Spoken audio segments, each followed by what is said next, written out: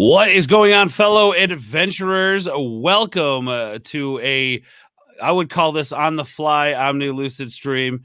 We wanted to talk some games today. We're coming to the end of the year here. We've had a lot of progress on this channel. We just celebrated 100 subscribers. Thank you to all of you out there again for that. I think we're at 127 now, which is awesome, man. So the numbers are looking good. Of course, I am here today with the brains behind Omni Lucid here. Of course, to my left, we have the black part. I think it's my left, your right, the black card paladin himself, Ryan Needers. How are you today, sir? I'm good. How's everyone doing? Hopefully everyone's doing well. I know I'm doing well, my dude. And then below me, we have the other mind here of Omni Lucid, Brian Skull. How are you, my friend? Hello. Yes, I'm good. How are you doing? I know. Take a breath, buddy. Yeah. I'm good. I'm good. Life has been pretty hectic today, and we apologize for doing this on the fly. But for those of you who are watching the replay of this, we appreciate you coming to check out the video anyway. This is top 10 of 2020. This has been a very interesting year considering everything that has happened. We all know. But we've done everything we can, at least here on Omni Lucid, to try to keep things moving, keep the gears moving here. It's been a lot of hard work. It's been a struggle, play testing and getting work done with not only us living in very different locations, but also, you have the beer bug and everything going on. So it's just difficult to get things done. But these guys are really persevering to bring you something truly amazing. And Omni Lucid here, we just love all you guys for the support. But today we're here to talk about the top 10 games of 2020. Now, I don't have a list. I'm a noob at the board games. I'll thoroughly admit that. But we have a couple of guys here who've been playing board games for a very, very long time, who were making board games, who are involved in the board game community. So they're going to give you their expertise. I'm just here to look fine for all you beautiful people out there. So should we just dive into it, or is there anything we want to talk about specifically, something weighing on your guys' mind? No, I was just going to say, just for everyone. So this is just the top. Well, I'll kind of just give us a little segue or preview into, or preview is probably the wrong word, but just so everyone knows. So this is primarily my top 10, and this is my top 10 of games that I have played. Obviously, there are a lot of games that came out in 2020, and I didn't get to play all of them. So you guys may have different opinions. So these are the top 10 out of the 12 2020 games that I have played. So feel free to let us know as we're going along here, or if you watch this video later on, throw it in the comments what you thought, if there's a game that we definitely have to check out. And there's a few games that technically should have come out in 2020, and because of COVID and all that, that they still either haven't been shipped or haven't arrived yet. And I might talk about one of those. We'll see as we go. But yeah, I think we just go ahead and dive right in. Jordan's just basically going to be producing for us today, and Brian's going to be kind of my little co-host, so he can throw in a few of his thoughts on, like I said, this is primarily my list. However, Brian has played a couple of these with me. A couple of these are actually his games, so he can kind of throw in his thoughts on there. So we're going to definitely do the countdown. So to dive right in, my number 10 game of 2020 is Back to the Future, Back in Time, the game by Funko. And I know there's another one out there, which is Dice Through Time. Wait, you're telling me there's a Back to the Future game, a board game that exists, and we haven't played this together yet? I didn't have it the last time that you were here, but I do have it now, and it is awesome. Oh, man, that sounds awesome. Is there a flux capacitor? Is it awesome because you love Back to the Future, or is it awesome because it's awesome? No, so Brian brings up a good point. Back to the Future is one of my all-time favorite movies. I've loved that franchise since I was a kid. I've watched the movies probably thousands upon thousands of times. Oh yeah.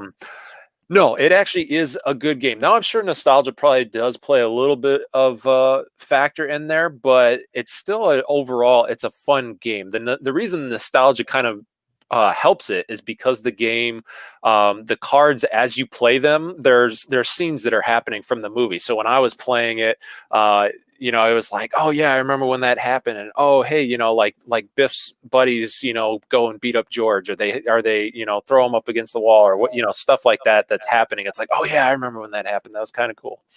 But yeah, no, Funko, they actually had an awesome year. There's actually another one on this list that I will talk about. But they've had an awesome year of games for 2020 all around. So you can definitely check out and see some of the other games that they've had come out this year. They've just been killing it. But yeah, no, the Back in Time, it's a great game. It's 1 to 4 players. It is co-op, so you're working together. You're playing against the game. It's not super easy. So like the first time I played it, I lost bad. I lost so horribly. And then of course I played it the first time I played it with Ashley, we won, like we maxed out the board. We won as well or as best we could. It was, but again, as I like to say on here a lot, Ashley always wins. So of course when Ashley played, we skimmed through it like it was nothing. What are some of the core mechanics in the game? Like, are you racing around? Is it more adventure style or? Kind of. So you're going around. It's basically the board is set up to where you move around different places in Hill Valley. You have to do multiple things. So one, you have to keep George. You have to get George and Lorraine to love each other.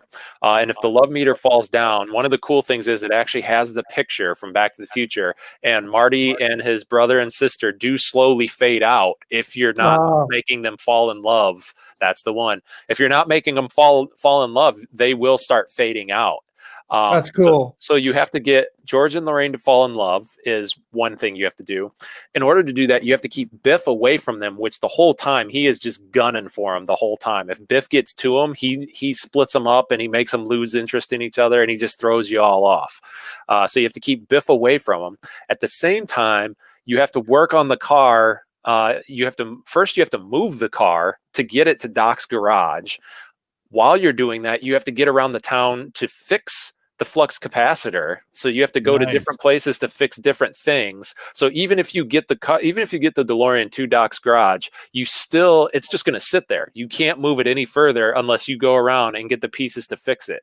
So you have to go get the pieces to fix it, then get back to the garage, fix the car, and then keep it moving to get it back in position in order to, hit that 88 miles per hour. But the entire time, Biff is gunning for George and Lorraine. So you have to keep them falling in love. You have to keep Biff away, and Biff's goons get in your way and mess with stuff too. So it's a lot of stuff happening, but yeah, it's a lot of fun. Classic. Yeah, I was to say there has to be a flux capacitor, and for the price, it's not bad, man. Like what's it go for? I think I saw it on there for $27. $27 bucks. Which I was gonna say I thought it was like 30 or 35, but yeah, it was retail 30 on sale for 27. Which so this is the board layout here, guys. If you guys are curious as to what that looks like, looks like it's very kind of simplistic. But I love that they actually have the square in there, the town square. That's awesome. Yeah, the clock tower is actually a dice tower. So you roll your dice, or you can roll, you dump your dice into the clock tower, and that's how they shoot out. Me personally, I prefer to roll them because that would be my one complaint on the game is that the dice tower it fails really quickly, and it just doesn't really roll the dice that well. So I prefer rolling them myself, but it's still a cool thing. I still obviously play with it on the board. It's cool to have it there. Oh yeah, just nice to have that option. Now, when exactly did this game launch? Was it the beginning of the year, or? I'd honestly have to look. I don't think it was beginning of the year. I would say it was probably like middle of the year, maybe June, July. Real quick, I just want to acknowledge the chat because they are why we are here. LDB Pixels channel says, "Oh, board games. We're talking about board games. We talk about board games on this channel. That's what this channel is all about, my friend. Thank you for being here. I appreciate it. We also have Cami and Matthew Pearson's excited to know what games I'm going to need in 2021. Well, I'll tell you, this one's on sale right now on Amazon for $27. So not a bad price, I think. Especially, like I said, with the board games, they can get really expensive, especially if they're popular, if they're good. I mean, you guys have seen, I'm sure, board games upwards of $500, right? Yeah. Yeah, Kingdom Death Monster is like, what is it? I don't think you can get it for less than 350. Oh, that's yeah, for the dude. base. Yeah, For the base game, and there's a lot of extra content. Real quick, just to give him a shout out. So Matt Pearson, actually, I did a podcast with him. He does the podcast of the game that's called the Game Files Podcast. So you guys can definitely check that out. He talks about with some of our longtime friends, Matt Pearson and Ray, and Mad Marty, as he likes to go by on there. They talk about all sorts of old school pop culture stuff. But we did do a board game episode on there. So, I say, I like the pop culture stuff, man. I like and they're good guys and they know their stuff. Yep. Nice. Feel free, Matthew, if you want to plug the channel, go ahead and throw your link in the chat. I know there's been an issue with YouTube and not showing links and stuff. I'm not sure what's going on. I know it's been wonky. I've lost subs on my other channel. YouTube is kind of going through a thing, and they seem to do this every year at the beginning of the year, where they kind of run algorithms through some weird things. But do me a favor, throw your link in the chat if you can. I would love for people to go check you out. Thank you for being here. I appreciate it. Of course, Kashik is here. Kashik Queen says, Ashley is the best. Yeah, Ashley's pretty cool, man. She is pretty cool. So Ashley always wins. All right. So all right. Moving on. Now, let me ask, Brad, have you played Back to the Future? Have you played this? I haven't yet. Oh, No. okay. All right. I was just curious, man. Just curious. That's why I'm the sidekick this episode. No, that's cool. All right. So that was number 10. Number 10 is Back to the Future, Back in Time. And for the price, man, honestly, like that's a no-brainer. Buy that game. All right. What do we have up next on the docket, my friend? Next up, so for number 9, I have Solar Storm. Which now this one is Brian's game. So this is one that we played at our last board game weekend. It's a small box game. It's a lot of fun. It was one that I had my eyes on. And then I don't remember if I just kind of lost track of it or what it was. But then later on down the line, Brian was like, hey, I'm thinking about getting this game. And I was like, oh, that's right. That looks so awesome. So Brian got it. We played it. It's a lot of fun. Like I said, it's a small box game. It's just real easy, simple, but also has a lot of strategy to it. I love that it's, again, the small box game where you can easily take it with you. There's not a lot of components, but yeah, a lot of replayability, a lot of fun. So Solar Storm gets my number 9. Brian, you want to say? Oh, yeah. Okay, so part of the tagline that they use to advertise this game is like a big game experience in a small box. And like, they don't lie about that. It's not a line. It's not a marketing line. You read it when you're going to buy the game and you're like, yeah, sure, whatever. But like, running around a ship stuck in the gravitational pull of a sun, trying to repair everything. They have an expansion that includes a trader mechanic if you're into that sort of thing. Otherwise, it's co-op, and it's got a solo variant. There it is. Fantastic art too. Oh yeah, man. Just to look at the detail, like there's levels to that art right there, man. Yeah, definitely. And so like you lay out 9 cards that set up the ship, and then with your meeple you run around to the different rooms and you have to repair the different rooms to try to divert power so that you can get enough power to divert everything to the engines and you can get away. So it's a race against time, and I've played this game like probably anywhere from 10 to 15 times already, and I've had a really good time every time. It's one of those games that like you finish it and right after you're done you're like, I want to play again. So great game. Yeah, no, this is one I have not played, but the artwork alone on the box just kind of like draws me to it. Like, oh, that looks like fun. Yeah, and it does look like a small game. It doesn't look like there's. Yeah, let me see if I can find. The box is this big or so. Yeah, it's like a 4x6 box, maybe. Probably, well, maybe a little bit bigger than that. Let me see if I can find a layout picture here. Yeah, so not a lot for the game. Yeah, we actually posted pictures of when we played it on there. We'll have to do an actual gameplay video the next time that we're together. Oh, that's what the all Oh, handy yeah, they got- dandy mat to make it even more ship-like. You That's don't cool. have that, Matt, dude. I got that, Matt, bro. No. I didn't get That's that, awesome. Matt. You should have. Yeah, that's cool. We agree. That We actually agree. does add to it a little bit, don't you think, Brian? Yeah. Oh, It- yeah. Yeah. It creates the ship. It creates It- because otherwise they have the layout where it's just a big square. It's just a 3x3 square. Yeah. Yeah. Yeah, that definitely. I feel like you adds may something. need to get that on order there, buddy. Yeah. Right. Although it's probably going to Cool. be late because, like from now on for the rest of history, everything is just perpetually late. So, Oh yeah. Yeah. But you can still get the game if you go to their website. I can't remember the manufacturer. Jordan, did you have it there on the? yeah.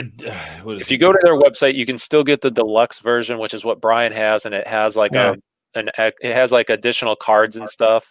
And it comes with the expansion. Yeah. So if you order directly from their website, you get you essentially get the Kickstarter version for well, up until recently, I got it. It was on sale, and it was on sale for a while. So I got the Kickstarter version for retail price. It's a great deal.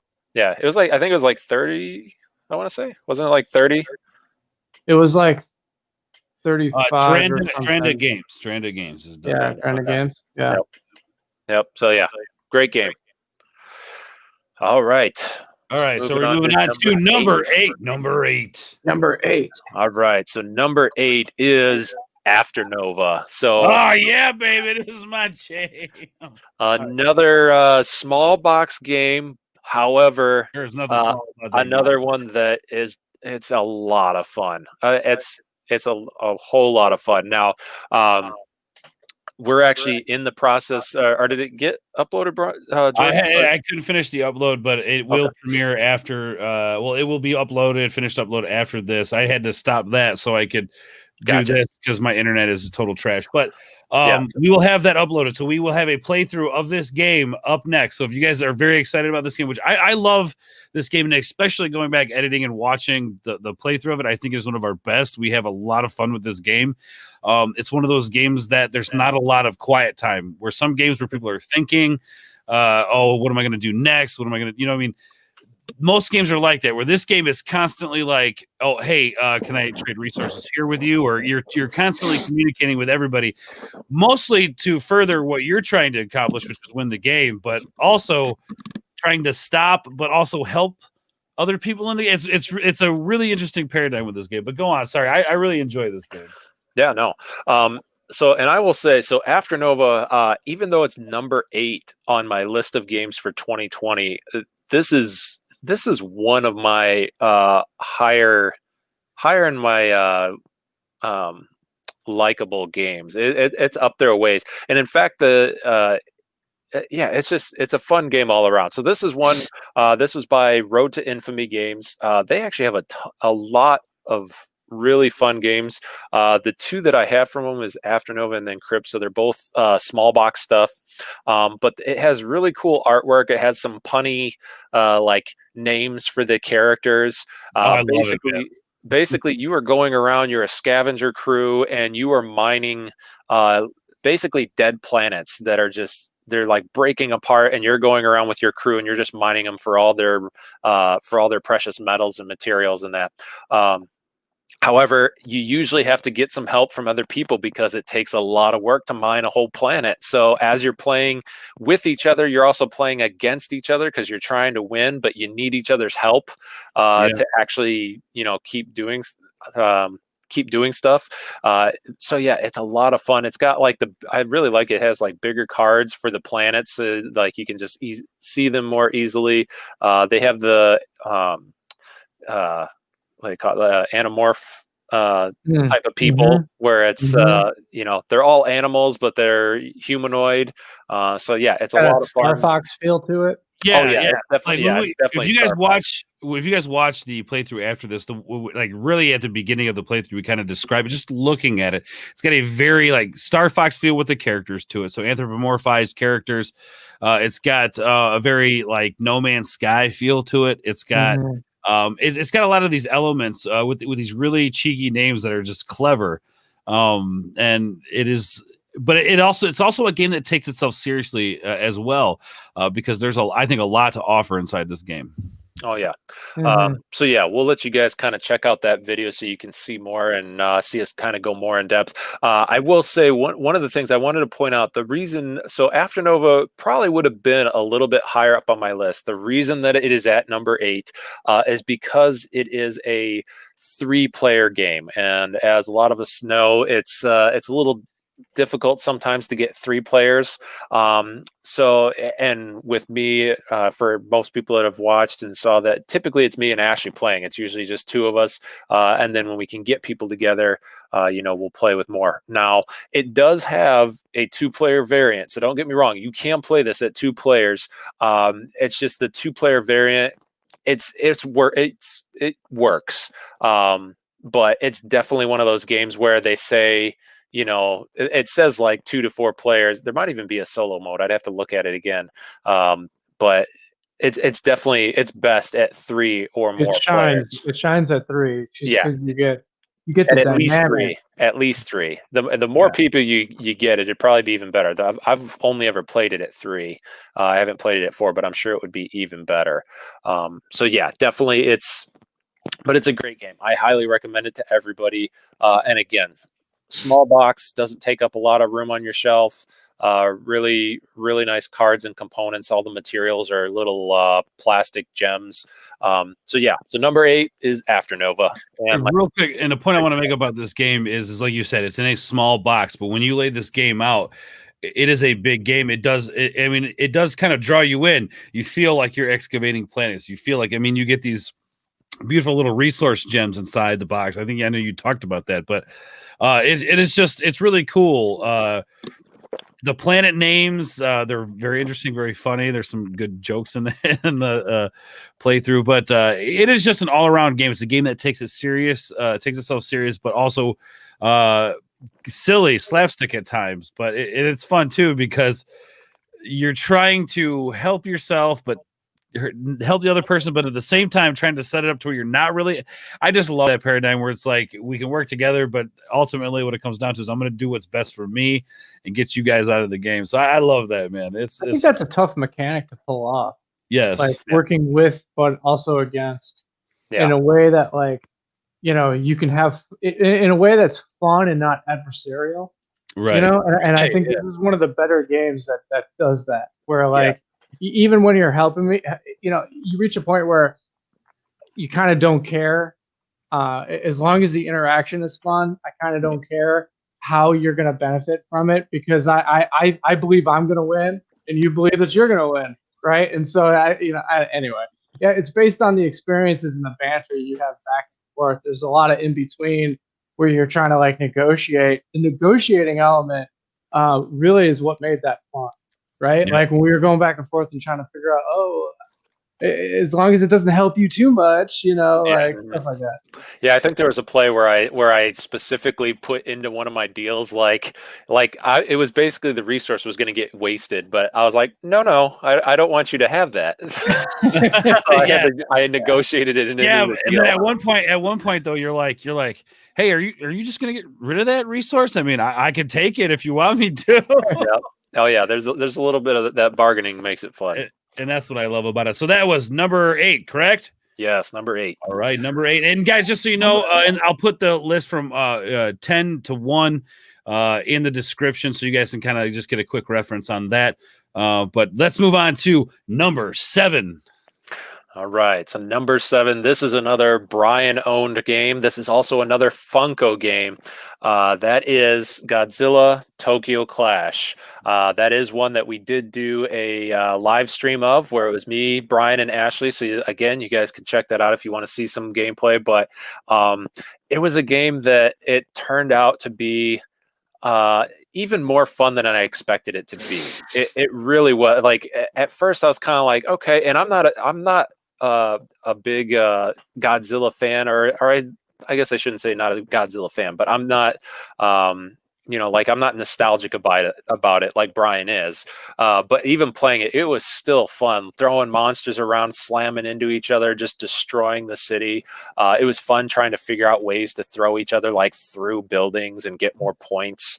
It was a lot of fun. I know a lot of people kind of described it. I think Brian included kind of like the newer King of Tokyo for anybody that's played that.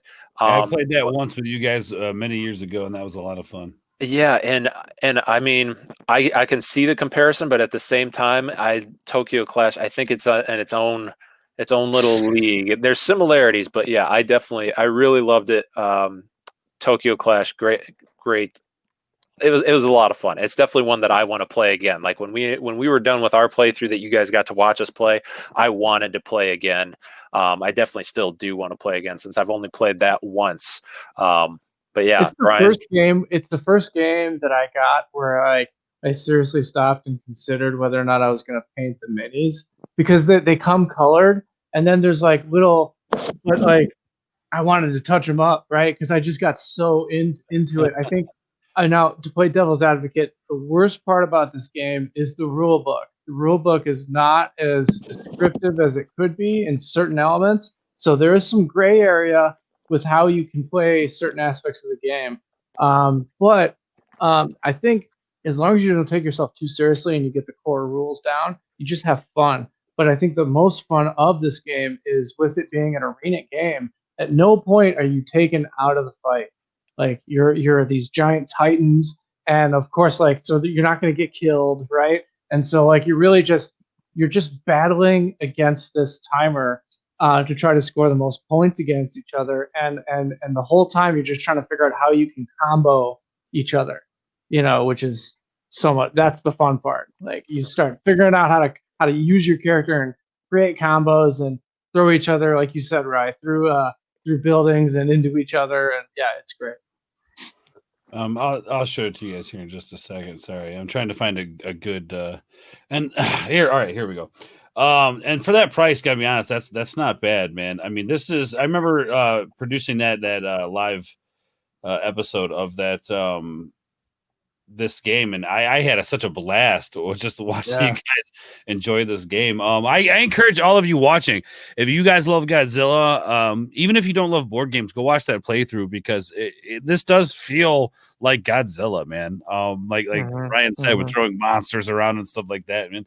If you've ever wanted to feel like you were inside a Godzilla movie, this is probably the closest you're gonna get without actually being in a Godzilla movie. It's a lot of fun. What's that? You don't want to be in a Godzilla movie, really. No. No, I do not. Yeah, this is a lot of fun to watch you guys play this, and I can't wait till I can personally play this with you guys. So, yeah. Any other comments on the minis? The minis are great. The detail in them, and for the cost of the game, the components are really good. Like this is like we were talking about this, right? Like Funko really snuck a bunch of really good quality games in this year, and I didn't even realize it until you pointed it out. Let me see. I want to show this real quick. There were some painted. Where did they go? Some ones that were like somebody actually painted. I seem to have. Is this one? I think this might be one here. Let me show you.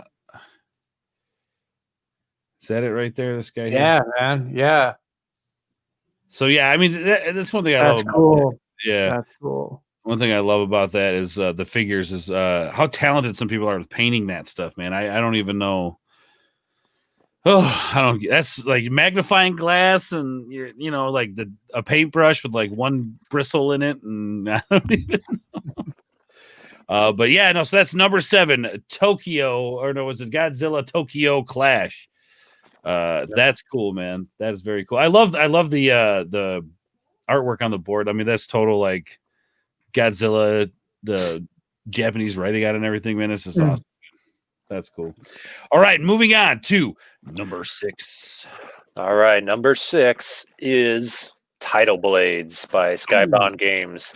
So Tidal Blades, It's one of those games that it's just beautiful to look at. There's a lot of stuff going on. I can see where it would turn people off because there's a lot of different boards and a lot of different pieces, and it can be overwhelming when you first open it up. And it's kind of like, holy crap, I have to learn how to do all this. But once you do it the first time, it's pretty easy to get going. And it's a lot of fun to play. It's, like I said, it's really cool and a lot of different ways to win. So one that I definitely recommend. The pieces are very cool. The minis are really awesome. That's the base game. I have the Kickstarter version, so you guys can kind of see that back here. So that's why my box is like a lot bigger than what Jordan is showing there. But yeah, it's just an all around fun game. Like, you're upgrading your character, you're upgrading your dice as you go around and you do stuff. You're doing cool stunts. You're fighting monsters. What are you trying to do in the game? So the whole point of the game is you are trying to become a title blade, which is basically like a hero. A hero of the reef. But what it is, it's a big tournament. So you and anybody, you're all competing in this tournament to prove that you are worthy to become a title blade. And you're doing that by performing stunts on boats and by doing like these big, huge feats. You're doing battles against one another. And then at the same time, there are monsters that are coming in that you kind of have to take a break from actually competing in the tournament to go fight these monsters to keep them from breaking in. So the whole point, though, is to basically show off and win the tournament and to become a title blade. So yeah, it's another one, a lot of fun. This is another one we have a playthrough of. If you guys are interested in checking that out, please check that out. Now, I hope it's cool that I'm throwing the retailer price up here, because I think that's good for the audience to know that way. If this, here's something I love about this game, and I'm going to bring up the game board picture here real quick. The game is aesthetically pleasing to look at. I love the light blues that go across the board that mix in with the beach. I mean, it definitely makes you feel like you're in a different world, man. Like very like Atlantis or something. You know, it's it's I had a really good time doing this video just because how pleasing it is to look at. Yeah, the colors, all that look really great. So this is one, and I will mention it. This is another one where I kind of had to go back and forth with its placement in my list. And the reason that it is at number 6 and not number 5 is, again, you can play at 2 players, as you'll see in the video where me and Ashley play. However, it definitely seems, and I haven't actually played it yet at 3 or 4 or any of that, but it seems like it shines more at 3 because the 2-player mechanic, it's a lot like Afternova, where you have a rival that's in there, and that's something with just me personally. I can't think of a game where I like the rival mechanic.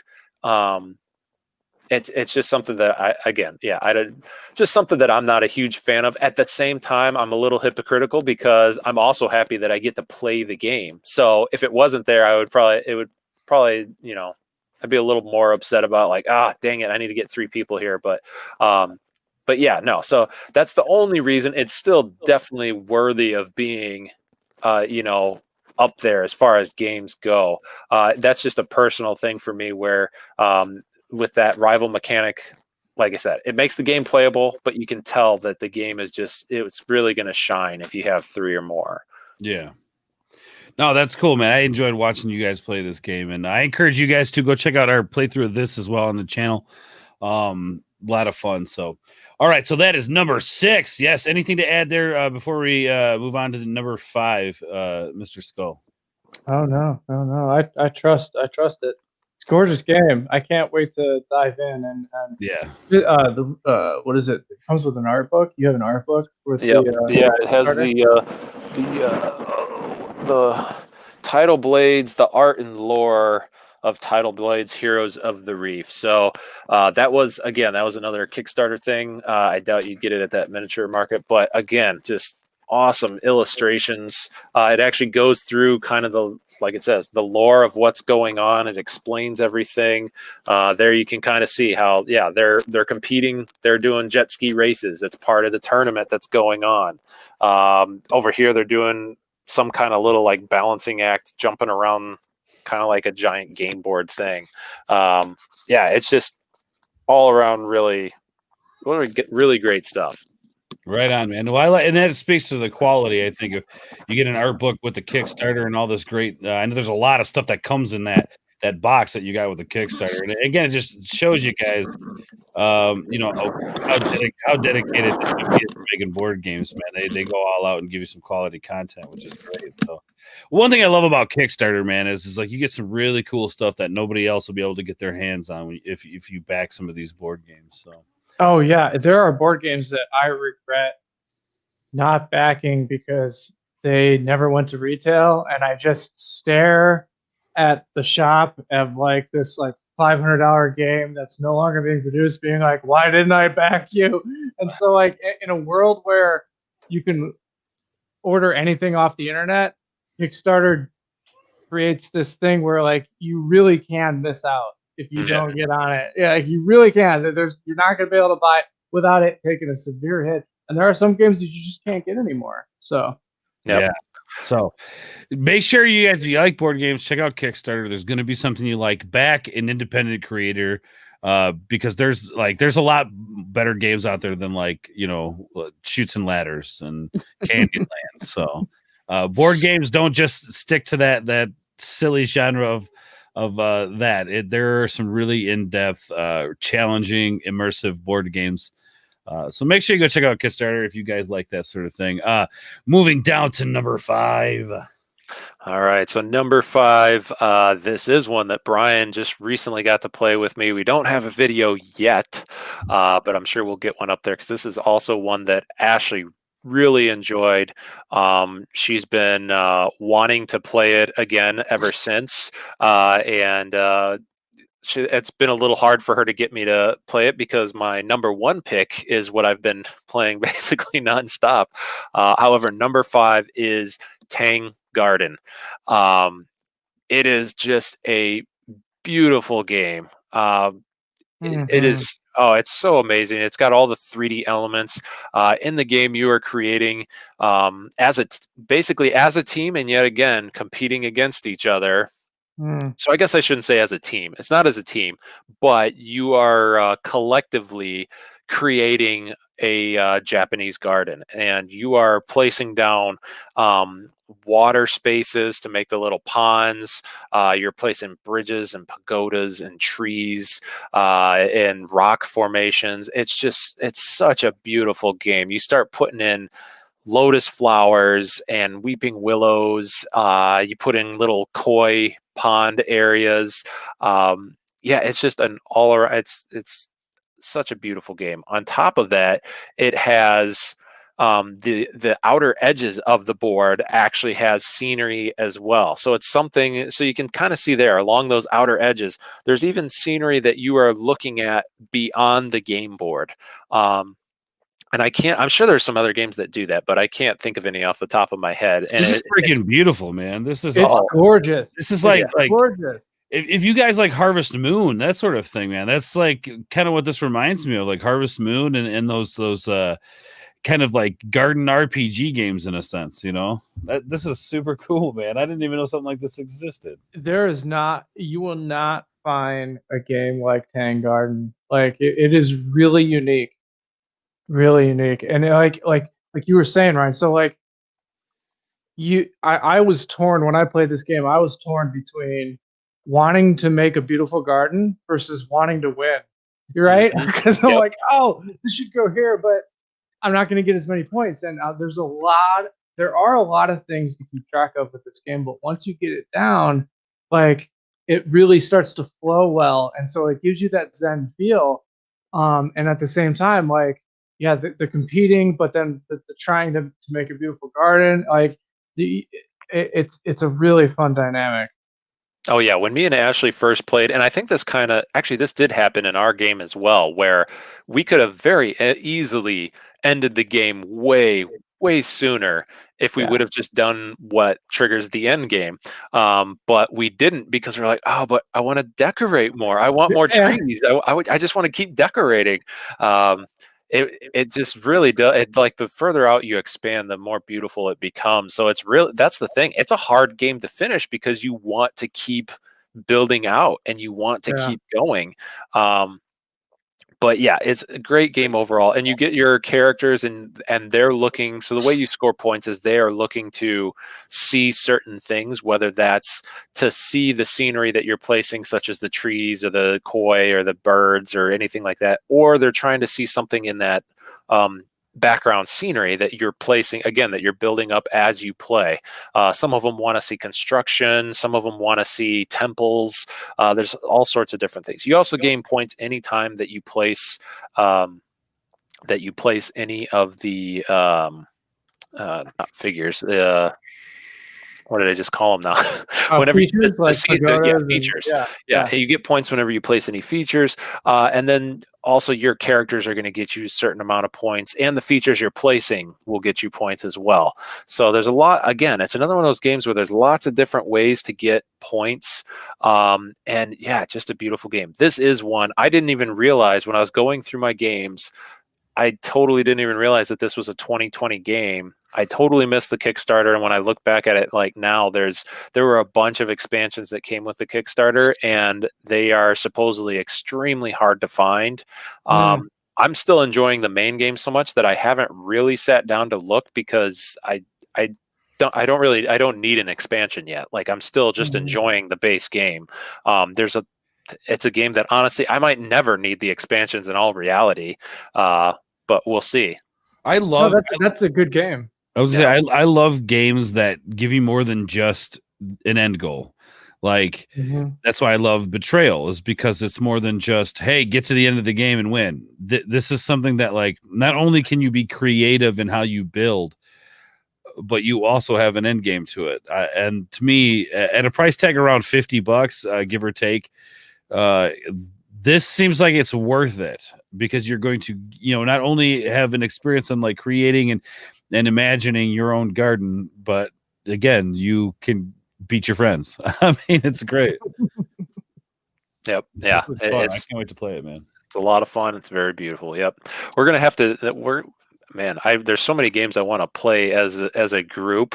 And I'm just like going through this. I'm like, man, we need to play all of these games as a team, as we need to do an OmniLucid top 10 games day, but there's so many other games to play too that it's just like, we'll get to them. Maybe if we hit 1,000 subscribers, we do like a 12-hour long stream of just playing every game or we want to play or whatever. We do something like that. You know what? A segue real quick, and I do mean real quick.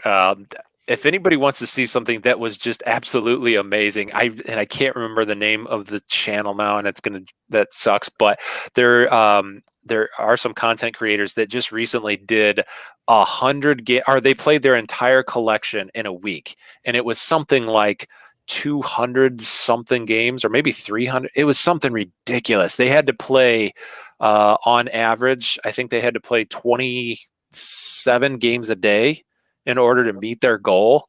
Jesus.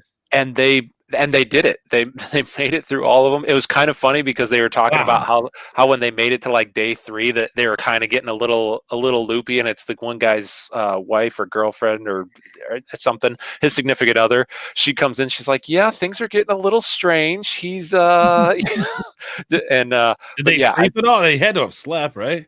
Oh yeah, no, they still sleep and take breaks to eat and go to the bathroom and all that. But yeah, they are racing through these games, and that's the thing, because they're not playing 20 games every day, because they are hitting some games that take longer.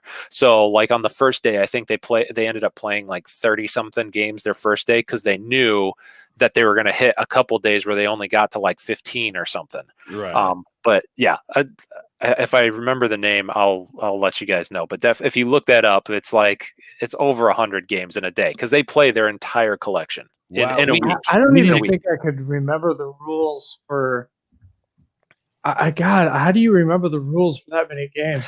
I don't know. They do a whole little setup and they kind of explain all that because they did have some of the games they did have pre-set up too to like so it didn't slow them down of like setup and breakdown and all that.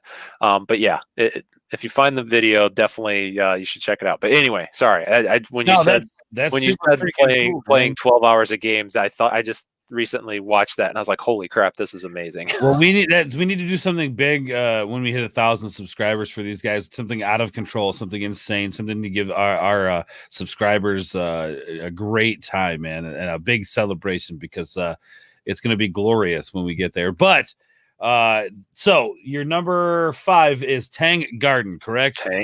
Tang Garden by Lucky Duck Games, or they're the producer. Well, yeah, Tang Garden, Lucky Duck Games. I don't remember all the producers because it's like Thunder Griff Games, but Lucky Duck in for the American distribution or something like that. But yes, Tang Garden is number 5.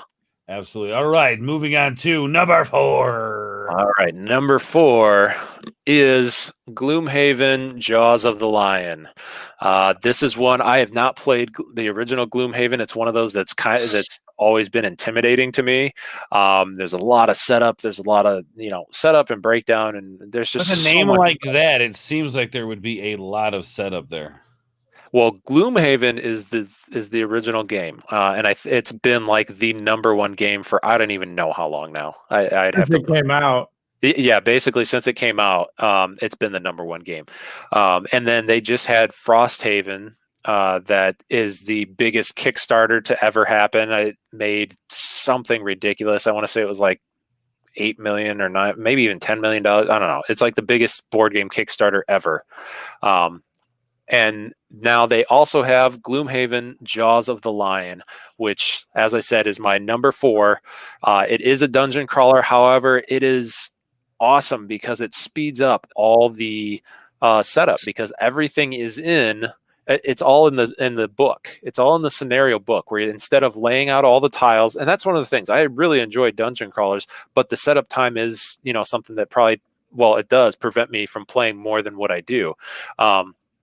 But with this, it's all in a scenario book. So you literally open a book. It's in a spiral bound book. You lay it on the table, you read the setup, and you basically get going. Now for some of them, there's I forgot what it's called now because I haven't played in a little bit, but it's like the alternate, or not alternate, but the extended scenario setup that will attach to the other book, just to extend it a little bit. But no, it's so much fun. You go through, it comes with 4 characters that you can be. And as you play through the story, you are upgrading those characters. You're upgrading the abilities that you have. You can find and or buy equipment at certain junctures. There's bosses on each thing. They're all different things. Some of them will say, hey, you have to get to here and defeat him. Another one might say, hey, you just have to take out these specific people. It's just so much fun. As Jordan's got there, this was one that it is in Target, so it's readily available. The price tag is so much cheaper at $50. Way different than I think Gloomhaven normally goes for around 90 now. I was gonna say, I saw a few of them with all the extra goodies listed for like 120. Yeah. With Gloomhaven, Gloomhaven, What's one that gets like all the goodies and stuff that comes with, like the extra stuff. I think and the price does fluctuate. Like yes, it does. Like when Jaws of the Lion came out, Gloomhaven jumped. Same thing with Frosthaven. When Frosthaven ran the Kickstarter, Gloomhaven became really hard to find. It's a monster. Thankfully, I have this game waiting for me. Thankfully, for Christmas because of Ryan.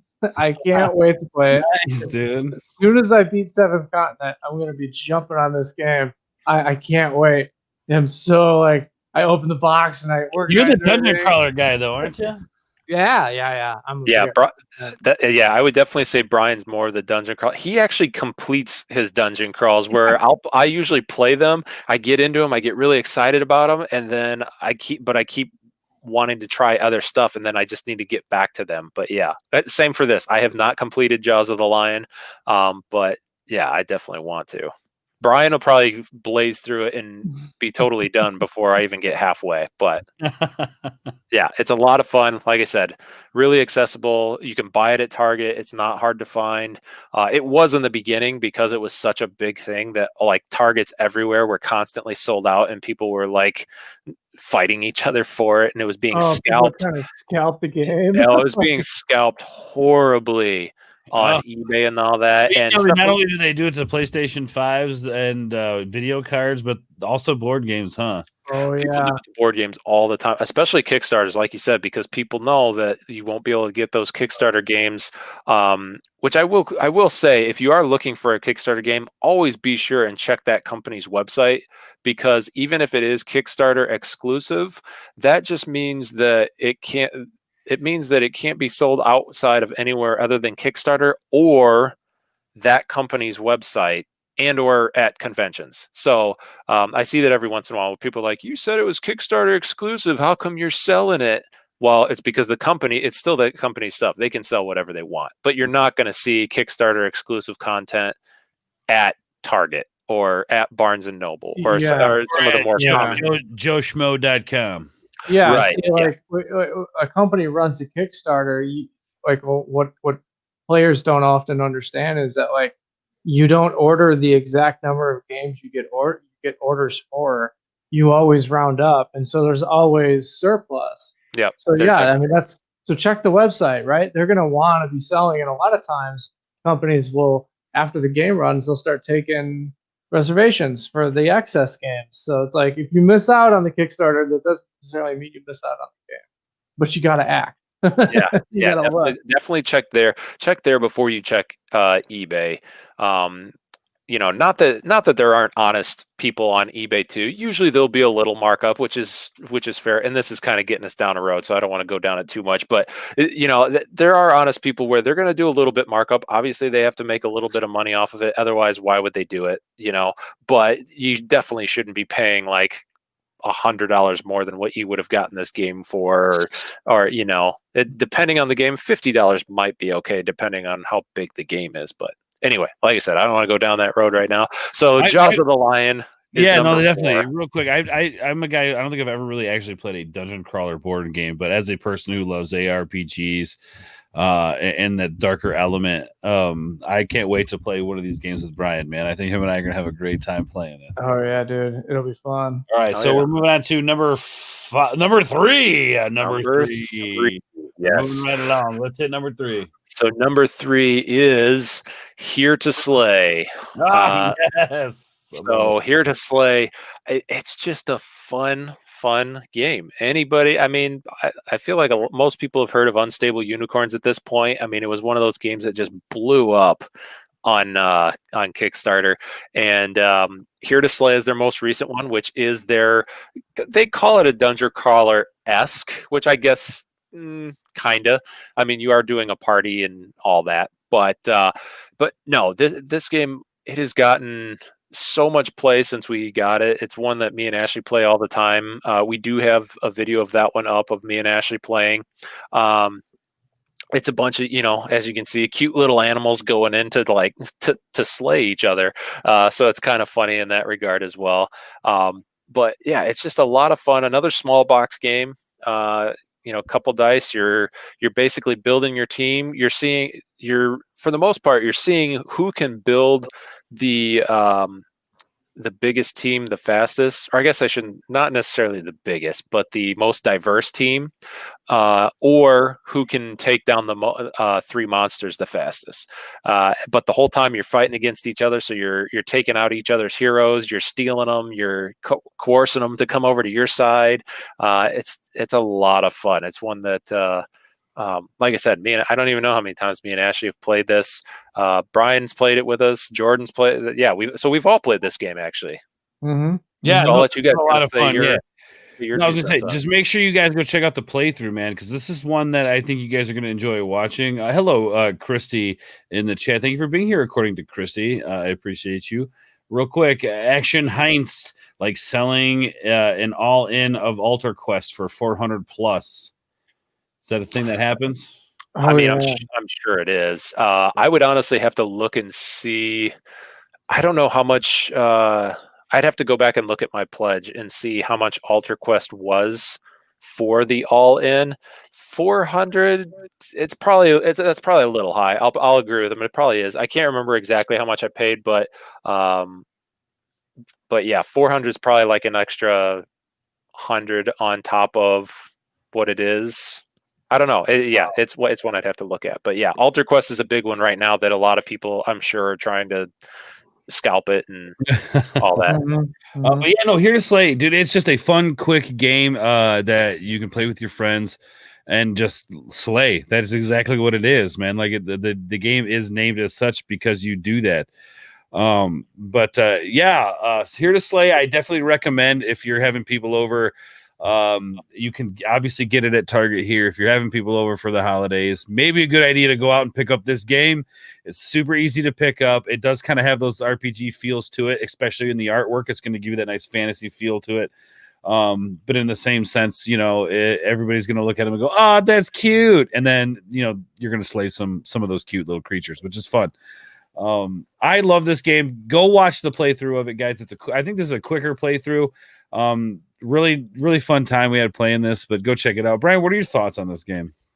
I definitely wouldn't have put it at this high on the list, but I can see why you did, because you guys played a lot. Ashley's really good at this game. Yeah, she kills every time. Ashley always wins. And I'll tell you, it's one of those games where if you have somebody who's on the fence with the fantasy genre, or if they're like just looking to try to get their feet wet, the D&D is something that interests them, but they're intimidated by it.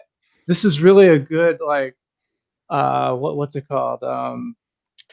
Access game, like an intro game to get your feet wet, where you can test the waters in the fantasy genre and get a feel for building a party and collecting magical items and trying to beat monsters, and it's all around fun.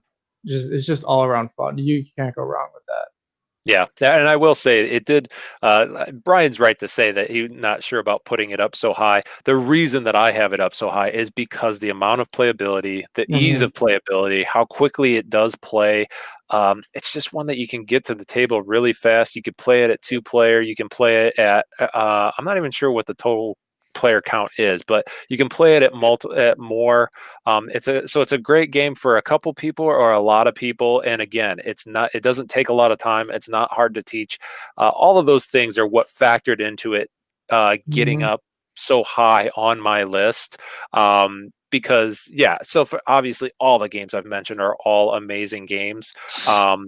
But I would say that, Here to Slay, I definitely have played that more than all the games that have been below it on this list.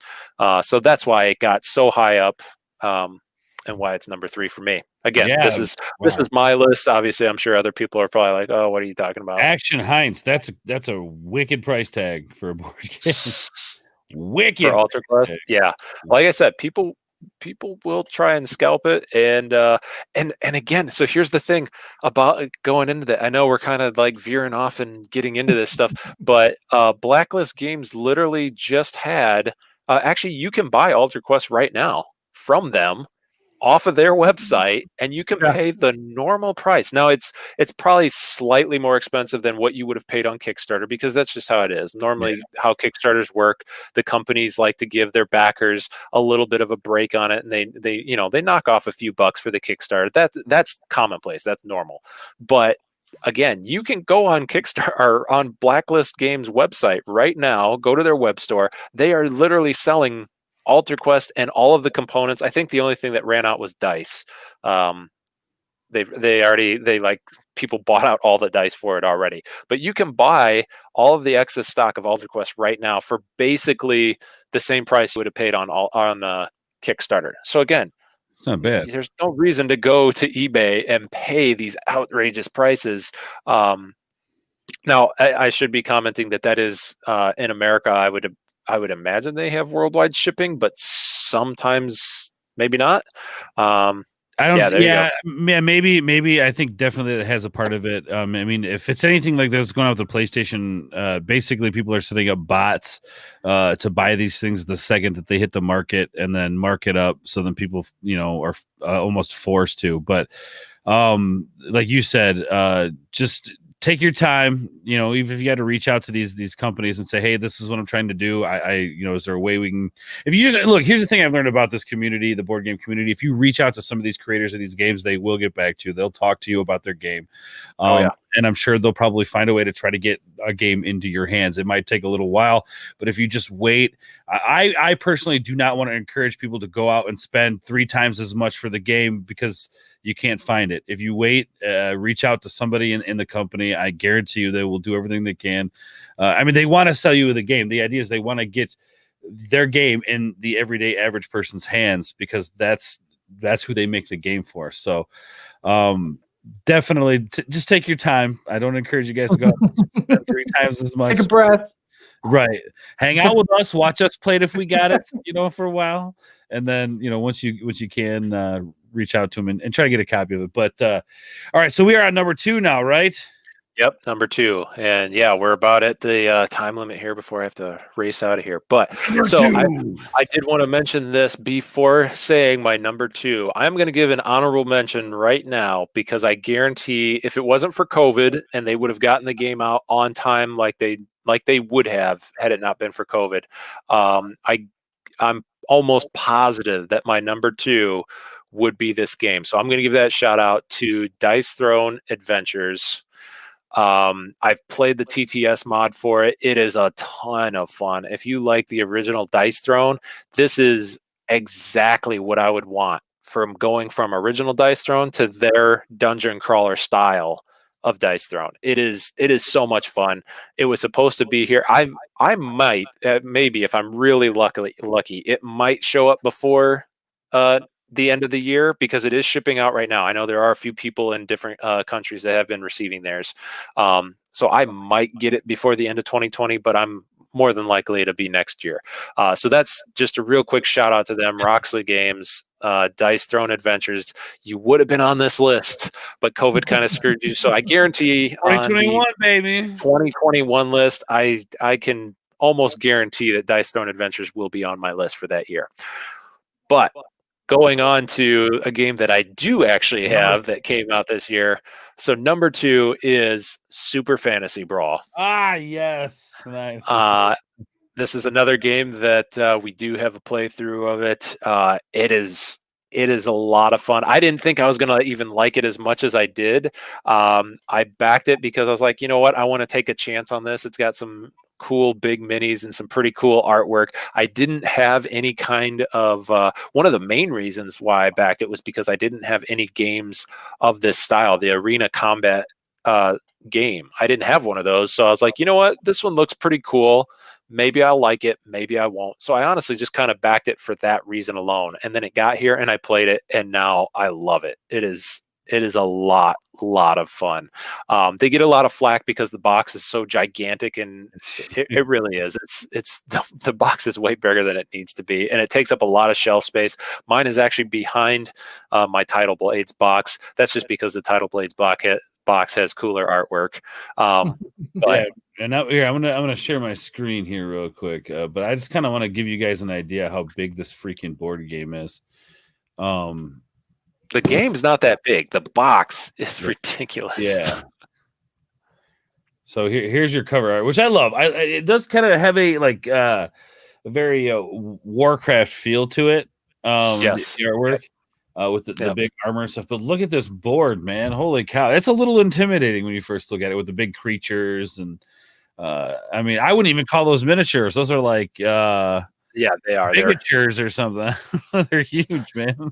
They are very large miniatures, but yeah, it's a lot of fun going back and forth and just beating down on each other. Now this is one where it is. What's that? Is this only 2-player? No, it is a 1v1 or 2v2. 2v2 or 1v. Okay. Yeah. So it's either 2-player or 4-player. Or again, you could probably play it at 3 if you want to, somebody two-hand one team or something like that. But this is another game that I definitely want to play with you guys when you come out here next time, just because, yeah, like I said, it's a lot of fun. The way the mechanics of the game, the way your powers or your abilities work, it's just it's a good time. And it looks great. The minis are all highly detailed and very cool looking. This would be another one that I would, if I ever decide to start painting, that I definitely would paint these minis, because this would be the one for me to learn how to paint on, because the minis are so big. Be easier. It's just big and huge, and I love the idea behind this, man. And this is another one we do have a playthrough of. I think you mentioned that as well, Ryan. Yep. We have a playthrough of this. This looks like your sort of thing. Please, even if it's not, go check out that video. That was a lot of fun to edit this one as well. And I really do kind of want to play this one, man. I love those miniatures. This is another one. We actually have a second video already recorded for anybody that has already watched our first one. Me and Ashley, I didn't think Ashley would like this one. I really didn't. And she loved it. And right away, we played our first one and we instantly said, all right, we're going to have a best out of 3. We're going to have our own tournament right now. So we've already recorded the second video. And I won't say who won that one for anybody that has watched the first one. And then the third one we haven't played yet, because we're kind of waiting to see if people want. Well, we're going to play it to see what happens, but we haven't recorded or played it yet because we want to see what everyone else's reactions are for it. But yeah, this is another one that we both really enjoy, and it's a lot of fun to play. Number 2, Fantasy Brawl, guys. Go check out the playthrough on our channel. And that, honestly, for the price, I think it's around $40 or something like that, maybe a little bit more. That can't be right. Well, here, really? Yeah, let's take a look. Let's take a look here. We're talking about base here, so Super Fantasy. Okay, that's the base. Yes, that's the base. So as you can see, the price does go up as you get more of the spoofs. But for $40 base, I mean, for Foundry Games here, $44.95 for all that this game has to offer, man. Why not, right? Well, and they already have extra characters that have come out that I don't have yet, and I do have the big Kickstarter Deluxe version. And I'm already tempted to get them, but I'm like, no, I haven't played. I haven't played all the characters enough and all the combos and the teams to where it's like I'm stopping myself. I'm also very worried that then these new characters that have come out are like, I'm not going to be able to get them again later, and then I'm like, damn it, I'm kicking myself now because I should have just gotten them. But yeah, there's so 3D printer. 3D printer. Anyway, they didn't hear that, did they? Anyway, awesome. Number 2. Let's talk about the number 1 game. Oh, wrong button there. Number 1 game of 2020, according to the Blackheart Paladin himself. What is it, brother? Hit us with it. We want to know. Well, I'm sure most people already have a pretty good guess of what my number 1 game is, especially if you watched our 100 subscriber video. But my number 1 game for 2020 is hands down, easily, no question, Alter Quest by Blacklist Games. Nice. I was wondering why I hadn't heard the name yet. Yeah, it is. I have not stopped playing it since I got it. It is so much fun. Another dungeon crawler. However, it doesn't have all the tiles to set up. It's a lot easier to manage dungeon crawler, which is why this one I'm probably sticking with a little bit more than the ones that Brian typically plays.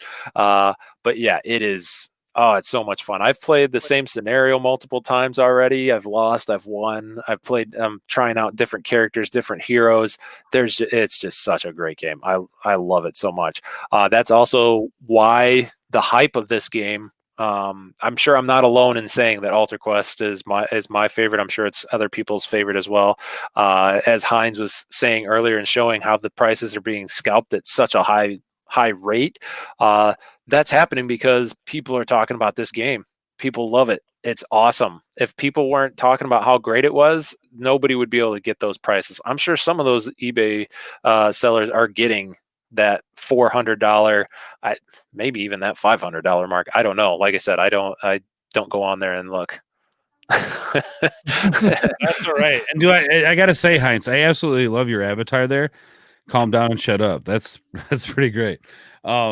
Yeah, I don't think you spoiled it, because for a second there I was like, Ryan hasn't said Alter Quest yet. Why has he not said Alter Quest yet? And then when I got brought up, you were very, very slick and cool about you know what I'm saying? Yeah. To hit the number one spot. This was another great playthrough we have on the channel, guys. If you haven't seen it, go check it out. The board of this is beautiful. Have you gotten into the story now? Like, I did the very first part of the story. I'm liking it. That's all I'm gonna say. I'm liking it. It's worth it.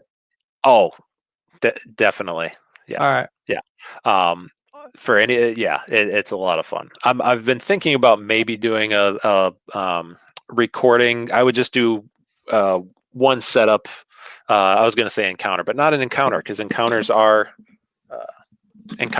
actually their own thing in this game. But just do one actual dungeon crawl with. There's a character called Gronin Bosk, which is basically the big Viking character, but he kind of looks like Santa Claus to me.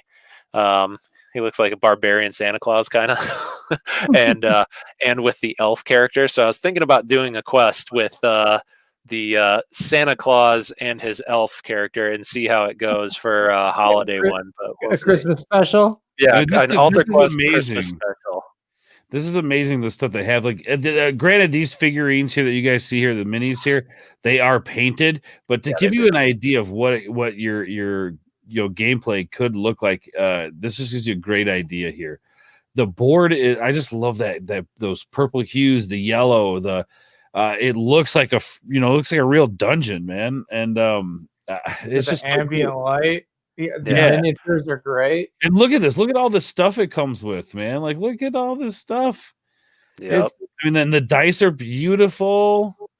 The cards, the artwork are beautiful. This is just such a well put together game. And look at, oh my gosh, look at it. It's pretty. The game board. Yeah. I wouldn't have thought that, like, I like the tile system in some ways, but I think games don't really utilize as many tiles as they could. What I love about what I've seen with Alter Quest is every single game that you play, it's impossible to explore even half of the game board.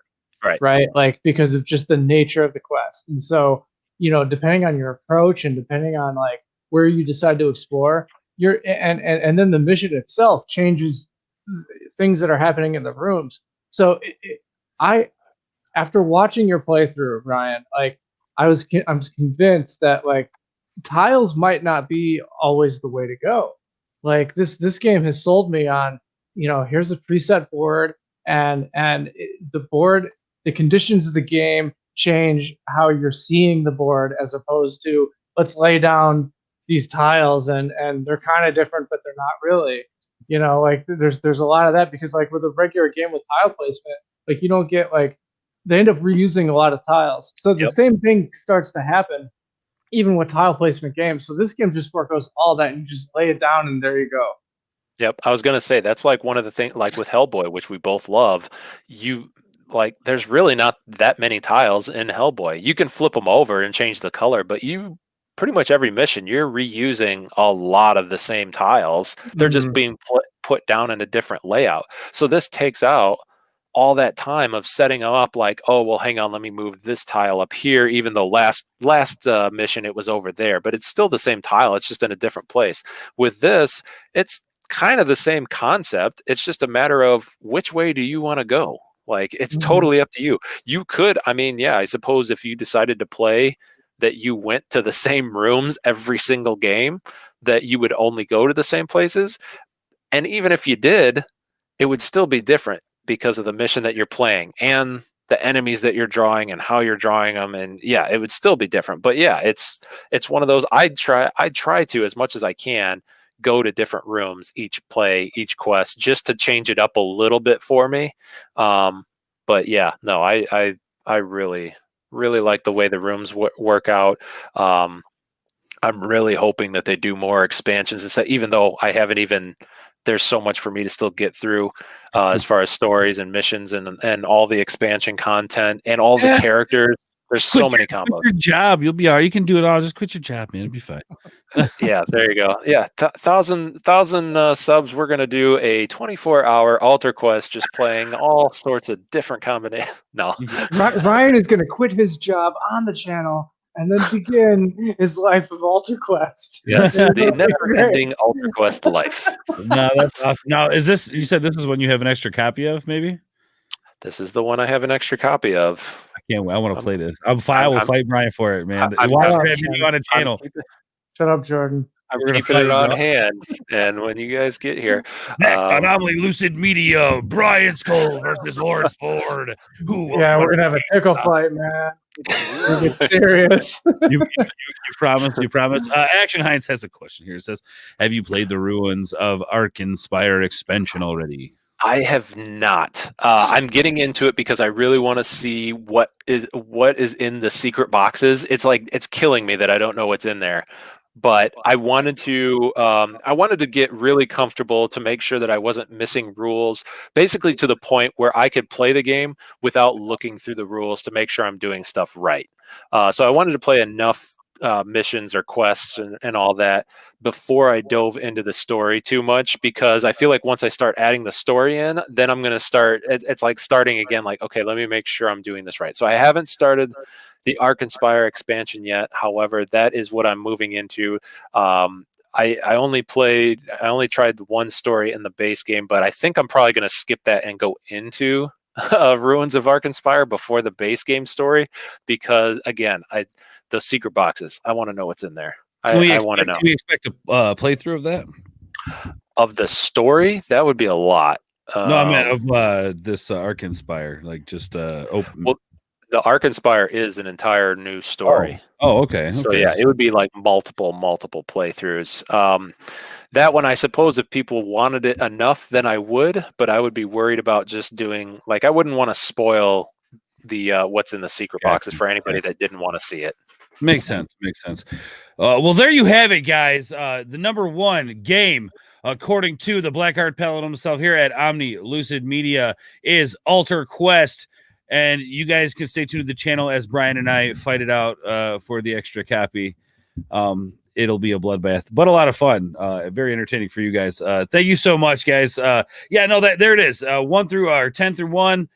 Top 10 games of 2020. Like I said in the description, there will be the list. We'll update that so you guys can, as you're watching, you can look them up, prices. And none of these games, I think maybe Altar Quest might be the most expensive game we looked at here today. The other games are really reasonably priced if you guys are looking for something fun to play.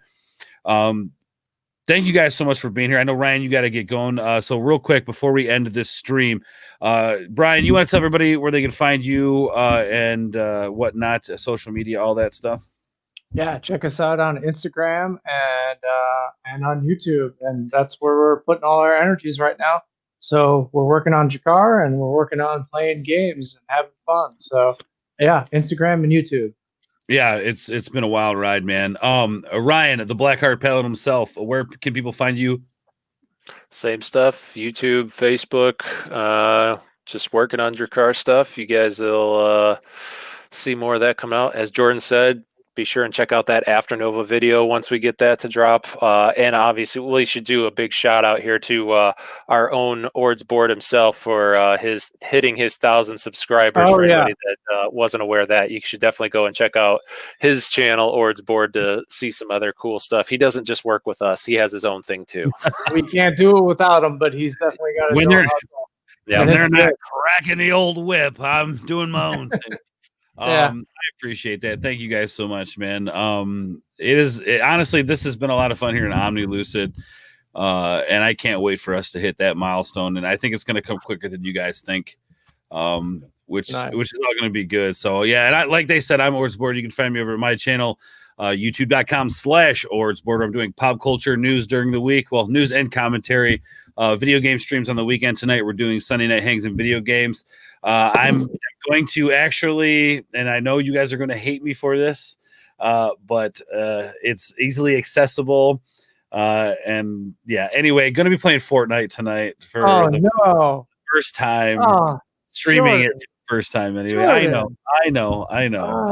Leave me alone. Leave me alone. Oh man, you don't get to play Alter Quest now. No, you lose your copy of Alter Quest. It now goes to Brian. Get that teenage stuff out of it.